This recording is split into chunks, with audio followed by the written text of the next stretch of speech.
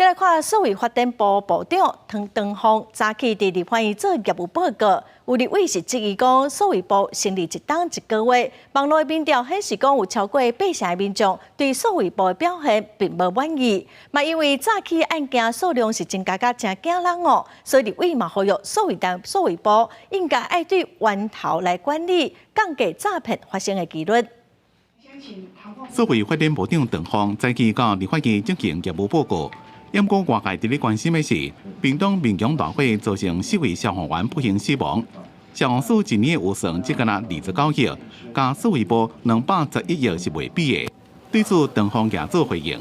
我们年度预算并完全没有200亿啊，我们目前编的年度预算里面也有相当多是协助其他跨部会，包含安全的资料交换，以及提供稳定的宽频，特别是救灾救难相关的，包含灾难漫游等等啊，给消防的朋友们。针对网络诈骗案件最近常发生，社会部讲已经开发防诈雷达，主动扫描出可疑的诈骗电商商品或者是口罩，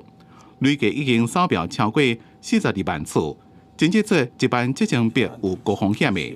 经过整理将这风险清单，提供给电商平台人工审查了，进行预防性下架。不过，立委质疑社会部成立1年1个月，网络的民调显示，81%的民众对社会部的表现不满意。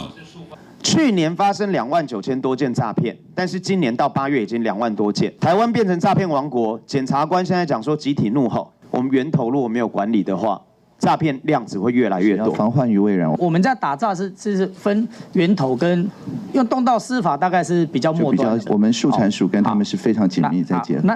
针对诈骗案件增加，立委呼吁社会单位应该自源头管理，降低发生的机会。另外，社会部的报告内面也讲，为了要让 AI 技术应用在各产业的领域，将会就 AI 人才培育、AI 技术前景、AI 产业的发展，也个 AI 评测甲验证4大方向来说，估计2023年会当为产业拓展商机带来100亿的产值，